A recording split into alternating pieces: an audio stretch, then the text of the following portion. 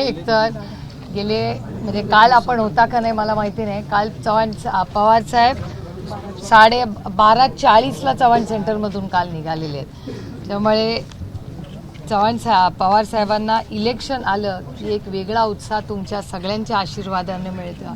आणि खरं तर मी तमाम आपल्या राष्ट्रवादी काँग्रेस पक्षाच्या सगळ्या कार्यकर्त्या पदाधिकाऱ्यांचे मनपूर्वक आभार मानते की इतका विश्वास त्यांनी पक्षावर आता या संघर्षाच्या काळात दाखवला आहे. त्याचबरोबर महाराष्ट्राची मायबाप जनता ज्यांनी या संघर्षाच्या काळात पूर्ण ताकदीने पवार साहेबांना आणि पक्षाला जी साथ दिली त्या तमाम महाराष्ट्राच्या मायबाप जनतेच्या समोर मी नतमस्तक होते, आभार मानते. आणि आज अजून म्हणजे दुधात आणि एक चमचा साखर मी म्हणायला लागेल, गोडवा वाढला. एवढे मोठे लोक आपले सगळे नेते सहकारी पदाधिकारी हे सगळे आज राष्ट्रवादी काँग्रेस पक्षात येत आहेत. हे आमच्यासाठी खरंच एक समाधानाची गोष्ट आहे. दुर्दैव आहे की ज्या पाटणी साहेबांनी उभं आयुष्य भारतीय जनता पक्षाची सेवा करण्यात दिलं ते गेल्यानंतर दुर्दैव आहे खरं तर की त्यांचा लेख ह्याच्या मागे खरं तर सगळ्यांनीच खंबीरपणे उभं राहायला पाहिजे होतं. आणि जेव्हा माझी भेट झाली तेव्हा मी म्हणले एक युवा काहीतरी चांगलं करू पाहतो महाराष्ट्राच्या हित, आणि अशा वेळीस जर आपण त्याच्यावर उभं राहायचं नाही तर कोण उभं राहणार. आणि त्याच्यामुळे मला अभिमान आहे खरं तर ज्या परिस्थितीत तो आला आहे आपल्याकडे. मला त्याचं खूप दुःख वाटतं. म्हणजे पाटणी साहेब आज आपल्यावर असते तर अर्थातच आपल्याला जास्त आनंद झाला असता. दुर्दैवाने आपण अशा काही गोष्टी ज्या आपल्या हातात नसतात आणि खंबीरपणे एक युवा धडपड करतोय, महाराष्ट्राच्या विकासासाठी करतोय, सामाजिक प्रश्नांसाठी धडपड करतोय, अशा सगळ्या युवकां आणि युवतींच्या मागे आपण ताकदीने उभं राहिलं पाहिजे. म्हणून आज राष्ट्रवादी काँग्रेस पक्षात त्याचं स्वागतच आहे, पण त्याच्याबरोबर आलेल्या सगळ्या सहकाऱ्यांचं मी मनापासून स्वागत करते. आणि माननीय जयंत पाटील साहेब म्हणले तसं राष्ट्रवादी काँग्रेस पक्ष एक कुटुंब आहे आणि आज या कुटुंबात आपल्या सगळ्यांचं मी प्रेमाने आदराने स्वागत करते. एकीकडे लाडकी बहीण योजनेवरून महायुतीचे सरकार महिलांकडून मतं मागतंय, मात्र तिकडे दुसरीकडे महायुतीच्या नेत्यांना बहिणीला असल्याचे शब्दात बोलतात. एक तर हे जे सरकार आहे हे महिला विरोधी सरकार आहे. यांना बहिणी कधी आठवल्या? लोकसभेच्या रिझल्टच्या नंतर यांना बहिणी आठवल्या. आधी बहिणी आठवल्या नव्हत्या, माझ्यापेक्षा दुसरं कुणालाही माहिती नाही. आणि त्याच्यामुळे लोकसभेचा रिझल्ट झाल्यानंतर त्यांच्या ध्यानात आलं की अरे बापरे, आता महिलांना आपण आणि बहिणींना आपण काहीतरी मान सन्मान दिला पाहिजे. आणि दुर्दैव आहे की म्हणजे मी जाहीर निषेध करते ज्या पद्धतीने नगरमध्ये घटना घडली. जया ही एक अतिशय सुसंस्कृत महाराष्ट्राची लेक आहे. ती फक्त थोरात साहेबांची लेक नाही, ती अतिशय सुशिक्षित मुलगी आहे. टाटा मेमोरियल हॉस्पिटलमध्ये या राज्यातल्या प्रत्येक कॅन्सर पेशंटची सेवा ती मुलगी करते. अतिशय सुंदर काम जयांनी टाटा मेमोरियल हॉस्पिटलमध्ये अनेक वर्ष केलेलं आहे.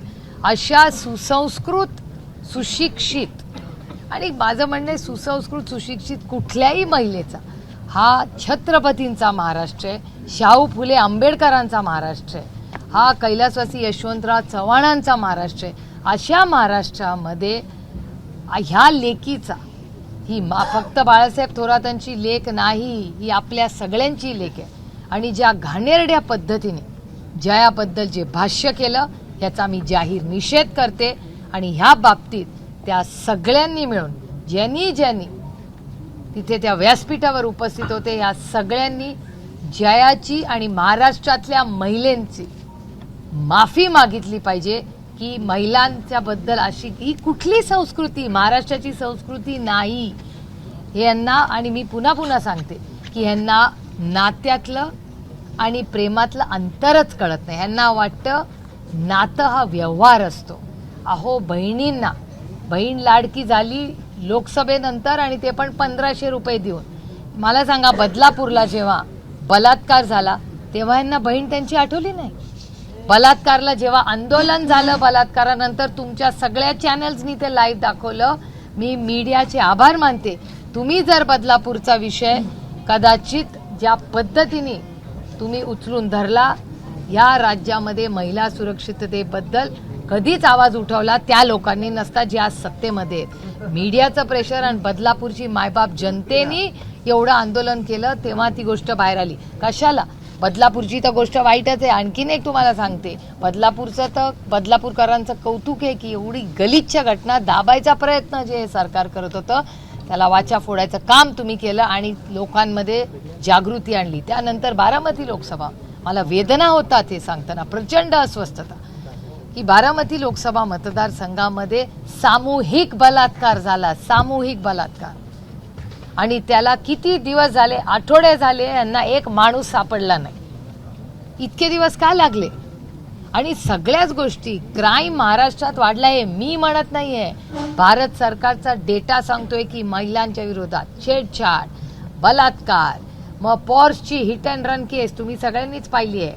पॉर्श गाडी आणायची, माणसांना बिचारे गरीब कष्ट करणारे दोघं मुला युवती जात होते, त्यांना उडवलं. ते मग रक्ताचे तुम्ही सॅम्पल बदलता. ड्रग्ज मधले लोक हॉस्पिटलमध्ये जातात, तिकडून कुठे प्रसार होतात. कशा होतात या गोष्टी?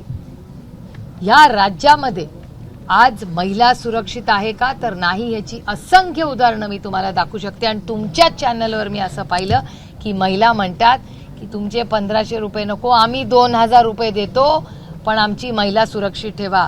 मी या महाराष्ट्रातल्या प्रत्येक महिलेला, आईला, बहिणीला, मावशीला, लेकीला शब्द देते की कैलासवासी RR पाटील जेव्हा गृहमंत्री होते तेव्हा महिलांच्या विरोधात अशा गोष्टी व्हायच्या नाही. महाविकास आघाडीचं सरकार आल्यानंतर फक्त महिला नाही, पुरुषांचीही सुरक्षितता ही नैतिक जबाबदारी घेऊन मी आमचं सरकार करेल. आणि 24 तास कोणी कुठे फिरलं तरी त्याला तो अधिकार आहे. कुणावरही कुठले हल्ले, बलात्कार असल्या गोष्टी होणार नाही, ह्याच्यासाठी ताकदीने आमचं सरकार काम करेल. बहिणींना मदत करूच, बहिणींना लाडकी लेकीचे कौतुक करूच, स्कीम तर चालूच राहील. ह्याच्याहून चांगली स्कीम आम्ही करू ज्याच्यात आरोग्य आणि शिक्षण आणि अधिकारही देऊ. हे सगळं आम्ही करू, पण महिलेची सुरक्षितता ही आमच्या सरकारचं प्राधान्य असेल. ताई नवाब मलिक एकीकडे निवडणूक लढवण्यासाठी इच्छुक आहेत, मात्र आज अजित पवार, छगन भुजबळ, प्रफुल्ल पटेल यांनी त्यांच्या घरी जाऊन भेट घेतली आणि निवडणूक लढवू नये यासाठी विनंती केली. कसं पाहता याकडे? खरं तर आमचे आणि नवाबभाईंचे अनेक दशकाचे कौटुंबिक संबंध आहेत. आम्ही जेव्हा एकत्र पक्ष होता, हा गट जेव्हा बाजूला झाला, त्याच्या आधी त्यांचा सगळा मान सन्मान दोन्ही बाजूने झाला. आमचे कौटुंबिक संबंध होते. अनेक वेळा त्यांच्यावर आरोप प्रत्यारोप झाले तेव्हा कोणी त्यांच्या घरी गेलं नाही, तेव्हा सुप्रिया सुळेच गेले. तुम्ही विचारा, अनिल देशमुख साहेब असतील, भुजबळ साहेब असतील, संजय राऊत साहेब असतील, अरे त्याच्यात काय. तेव्हा जेव्हा या लोकांनी एजन्सीज, आईस म्हणजे बर्फ नाही, इन्कम टॅक्स, CBI, EDच्या केसेस आमच्या लोकांच्या विरोधात केला, तेव्हा सुप्रिया सुळे या सगळ्यांना भेटायला आर्थर रोडला गेली, कोर्टातही गेली आणि हॉस्पिटलमध्येही गेली. तेव्हा कोणाला आठवत नाही, कारण का माणुसकीच्या नात्याने मी त्यांच्याशी गेले. आमच्या बरोबर संघटनेत जे किती अडचणीत असले तरी आम्ही ताकदीने त्यांच्या मागे संघर्षात उभे राहतो. त्यामुळे मला आश्चर्य वाटतंय की ज्या नवाबभाईंबरोबर आम्ही एकत्र काम केलं, ह्यांच्या सगळ्यांच्याबरोबर मंत्रिपदात होते, पण भारतीय जनता पक्षाचं जे अदृश्य शक्ती ठरवते ते दुर्दैव आहे की आज ती युती ना, महायुती त्यांची, करेक्ट, ते महायुतीचे तिन्ही पक्ष हे अदृश्य शक्तीच चालवते. त्याच्यामुळे अदृश्य शक्तीच ठरवते की कोणी कुठल्या पक्षात लढायचं, कोणी कुठे प्रवेश घ्यायचा, कोणी. त्यामुळे ती 3 in 1 झाले तिकडे. एकच अदृश्य शक्ती सगळं चालवते. दुर्दैव आहे की छत्रपतींच्या महाराष्ट्रामध्ये, शाहू फुले आंबेडकरांच्या स्वाभिमानी महाराष्ट्रामध्ये आज अदृश्य शक्तीच ती सगळी युती चालवते. दुर्दैव आहे महाराष्ट्राचं आणि स्वाभिमानी मराठी माणसाला प्रचंड अस्वस्थ करणं. नाही, पहिला मराठी पुरावून येतो झालं. हां, शेवटचं मराठी. भाजप इतर राज्यातील त्यांचे मुख्यमंत्री त्यांना स्टार प्रचार म्हणून आणणार आहे महाराष्ट्रात प्रचारासाठी. कसं पाहताय? लोकशाही आहे, सगळ्यांचं स्वागत आहे. अतिथी देवो भव. जो बाहेर येऊन येईल त्याचं आम्ही प्रेमाने आदराने स्वागत करू. ताई, पटनी साहब की बेटी को टिकट नहीं दिया गया, जबकि वहाँ पर उम्मीदवार आयात किया गया. आपने कहा कि इस युवा नेता को आप आधार देंगी, उसको सपोर्ट. नहीं, ये बहुत दुख की बात है कि उनके पिताजी ने भारतीय जनता पार्टी को पूरी साथ और ताकत दी, बढ़ाई पार्टी, और उनके बाद मुझे दुख हुआ ये देख के, मुझे आश्चर्य भी लगा कि हमारे संस्कार क्या कहते हैं कि अगर कोई दुख में हो, दिक्कत में हो, भले आप शादी में मत जाइए, लेकिन अगर किसी के यहाँ ऐसी कोई घटना हुई, उसके साथ रहना, खड़ा रहना, उसको साथ देना, प्यार देना, ये भारत और महाराष्ट्र की संस्कार है और संस्कृति है। और ये लड़का महाराष्ट्र के लिए कुछ करना चाहता है, और ऐसे तरह जिस तरह से उनके घर में जो हुआ, उसके बाद मुझे भी आश्चर्य लगा कि ये बीजेपी जो 2.0 है, नई पार्टी, ओरिजिनल बीजेपी में जब सुषमा जी थे, अटल जी थे, तब सबको एक फैमिली की तरह सब साथ रहते थे। ये जो बीजेपी 2.0 है, उसने ऐसे क्या अन्याय उन पे किया, मुझे ये सिर्फ टिकट की बात नहीं है, उनको साथ खड़े रहने की बात है। और बीजेपी के एक को टिकट देते उनकी जगह तो भी बात थी। इन्होंने बाहर से एक कैंडिडेट लाया और घर के बच्चे को, ऐसा कोई करता है? ऐसी कोई माँ करेगी कि अपना घर का बच्चे को घर से निकाल दो और दूसरे को अंदर करो? ऐसा थोड़ी होता है। ये तो महाराष्ट्र और भारत की संस्कृति में कुछ नया ही ट्रेंड उन्होंने शुरू किया। जया ताई को लेकर स्टेटमेंट आया और ये पहली बार नहीं हुआ, इससे पहले भी कई नेताओं ने स्टेटमेंट दिए गए। मैं, जया मेरी छोटी बहन की तरह है, लेकिन एक बहुत संस्कारी डॉक्टर है, जिन्होंने टाटा कैंसर हॉस्पिटल, जो टाटा मेमोरियल हॉस्पिटल में, जिस देश से नहीं दुनिया से लोग वहाँ ट्रीटमेंट लेते आने, वहाँ इस हमारी बच्ची ने इतने साल सेवा की है। और क्या कर रही थी वो सिर्फ थोड़े उस एरिया में जाके पिताजी के लिए, वहाँ की लोगों की सेवा करने के लिए वो हमारी बच्ची घूम रही थी। और जिस गंदी तरह से भारतीय जनता पार्टी, मुझे हमेशा पता है कि वो महिलाओं का द्वेष ही करते हैं, इसका और एक उदाहरण उन्होंने दिखाया कि किस गंदी तरह से जया के खिलाफ जिस तरह हुआ है, मैं उसका खंडन करती हूँ। महाराष्ट्र में ऐसी घटिया गंदी चीज़ें कभी नहीं हुई है। ये छत्रपति शिवाजी महाराज का महाराष्ट्र है, शाहू फुले अम्बेडकर जी का महाराष्ट्र है। ये बहुत संस्कारी लोगों का सिर्फ महाराष्ट्र नहीं, इस देश के संस्कार है। पता नहीं भारतीय जनता पार्टी का हो क्या गया, क्योंकि मैं भारतीय जनता पार्टी को एक बहुत संस्कारी पार्टी मानती थी। मैं आज भी सुषमा स्वराज जी को एक बड़ा नेता, मेरा भी नेता मानती। बहुत सीखा है मैंने सुषमा जी से। क्या हो गया उनके? अरुण जी रहे, अटल जी रहे, अडवाणी जी रहे, बहुत संस्कारी लोग पार्लियामेंट में, हम उनसे सीखते थे भाषण कैसे करे। एक दूसरे का जरूर हम विरोधक थे, लेकिन बड़े संस्कारी और अच्छी तरह से एक दूसरे के लिए हम आगे लड़ते भी थे। लेकिन एक महिला का जिस गंदी तरह अपमान भारतीय जनता पार्टी ने किया है, उसका मैं खंडन करती हूँ। और इससे पता चलता है कि भारतीय जनता पार्टी की सोच कैसी है और महिलाओं के बारे में कैसा सोचते हैं। नवाब भाई को लेकर बीजेपी उनका विरोध कर रही है, वो कह रही कि वो खड़े भी रहेंगे तो उनका प्रचार नहीं करेंगे, उनको टिकट ना दिया जाए, इसलिए बीजेपी प्रेशर भी बना रही है। मुझे भी कितना दुख होता है कि नवाब भाई के साथ जो अन्याय हो रहा है, जिस तरह हम सब उनके साथ खड़े थे, तो मुझे आज भी याद है उनकी फैमिली बहुत बहुत टेंशन से गई है। और आज भारतीय जनता पार्टी तय करेगी कि नवाब भाई लड़ेंगे या नहीं लड़ेंगे। क्या अधिकार है भारतीय जनता पार्टी को? वो भारतीय जनता पार्टी के तो मेंबर है नहीं ना, वो भारतीय जनता पार्टी को टिकट मांग रहे हैं, वो तो उनके मित्र पक्ष को टिकट मार रहे। तो आज भारतीय जनता पार्टी, सारी पार्टियां वही चलाएंगे। ये अदृश्य शक्ति, तीनों पार्टियां, महायुति में 3 पार्टियां हैं उनकी, तीनों पार्टियों का टिकट यही तय करेंगे। ये देश संविधान से चलता है, ये किसी की एक मन मर्जी से नहीं चलता।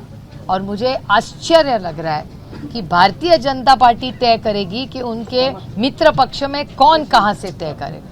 ये कोई नया ट्रेंड ही अदृश्य शक्ति शुरू कर रही है, लेकिन हम इस अदृश्य शक्ति के खिलाफ ताकत से लड़ेंगे, क्योंकि हम स्वाभिमानी लोग हैं। हम महाराष्ट्र की आन बान और शान के लिए लड़ेंगे। और हर आदमी जो महाराष्ट्र में रहता है वो मराठी है और उसको अधिकार है इलेक्शन लड़ने का। अदृश्य शक्ति दिल्ली से नहीं कहेगी कि कौन कहां से, कौन सी पार्टी से और कौन से टिकट पे लड़ेगा। बीजेपी की एक बार फिर से लंबी फेहरिस्त आई है, केंद्र के बड़े बड़े नेता, मंत्री, मुख्यमंत्री, पूरी फौज उतारी जाएगी प्रचार। अतिथि देवो भव।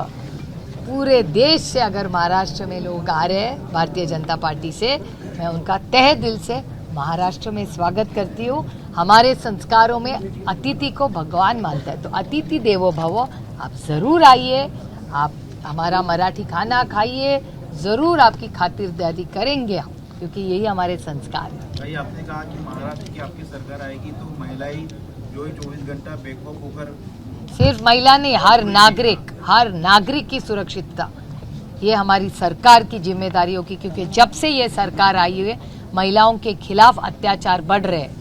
बलात्कार, बदलापुर की केस में आपने देखा, मेरे निर्वाचन क्षेत्र में मुझे बहुत दुख होता है, एक सामूहिक बलात्कार बारामती लोकसभा मतदार संघ में हुआ था मेरे निर्वाचन क्षेत्र में। कितने दिन पुलिस को लगे क्योंकि ये सरकार सीरियस ही नहीं है। पार्टी तोड़ो, घर तोड़ो, इसी में इतनी व्यस्त रहती है। नहीं तो आइस तो है ही, इनकम टैक्स, सीबीआई, ईडी के छापे में सबसे आगे, इनकम टैक्स में सबसे आगे। लेकिन अगर एक बलात्कारी को ढूंढना हो तो इनको बहुत टाइम लगता है।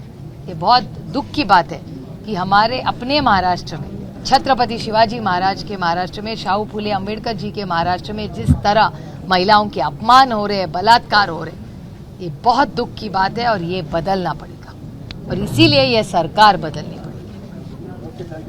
थैंक यू, जय हिंद। एबीपी माझा, उघडा डोळे बघा नीट।